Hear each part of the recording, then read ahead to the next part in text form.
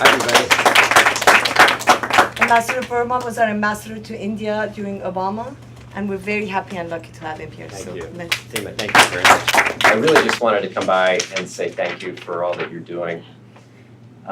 We've been watching this race. We've been watching how close it is. I'll just give you a little bit of background about me and why I even came here and got involved and wanted to be here. But like many of you, I'm an immigrant to this country. My parents came over in the early 60s. My dad showed up in New York City with $14 and a bus ticket and not much else. Some days it's $22, some days it's $14. He started from scratch. Worked so hard, my mother worked so hard. The thought that his son could go back and represent the United States as the American ambassador just one generation later, that's a long shot of long shots. But it's also, the American experience. It's the American dream that's been replicated millions and millions of times over. Young people grow up, become firefighters, teachers, lawyers, doctors, whatever they decide to do. And we required so much help along the way from our political leaders, from our elected officials, teachers, coaches, all sorts of folks. I also remember when my mom wanted to become an American citizen and how hard she studied for that exam and how proud she was when she brought that flag home and put it in the kitchen. And I think about my mother, and she wore a sari, she cooked Indian food, she spoke with an accent. But my mother was also a great American. She was a great American. And that vision of what it means to be American, that American experience, is really under risk. It's under threat. And so when we talk about the importance of elections, this is an important election. Also I also got the opportunity to work in Congress for many years. I worked in the House, I worked in the Senate. I have so much regard for the Congress of the United States. I think it is one of the critical institutions in our country. It's Article 1 under our Constitution, not Article 2. The Constitution leads with it.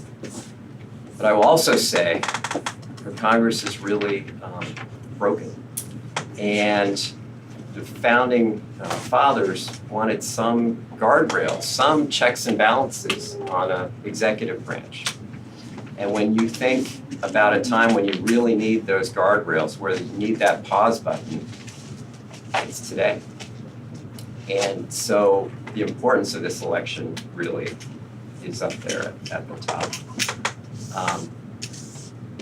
Then, when you think about quality candidates, you don't have to look any further to your Senate Democratic candidate. And again, the reason I wanted to come here was because this is an extraordinary person. And when you hear him talk, when you read what he stands for, this is not a poll-tested, consultant-driven person, and you know that. He tells you what he thinks, he tells you what he believes, and it comes from the heart, comes from his soul. We're missing that in today's politics. We're missing that in today's environment. He looks out for people. You can tell he cares for people. His policies are terrific on the environment, on education, on national security, on immigration, on healthcare, on the economy, on all those issues. He's simply trying to make people's lives a little better, a little healthier, a little cleaner, a little greener, a little more affordable. That's something we can all gather around. I know I am preaching to the choir here because that's why you're all here, that's why you're all enthused. And again, for someone like me, from my background, with my experience, there's no better candidate to support.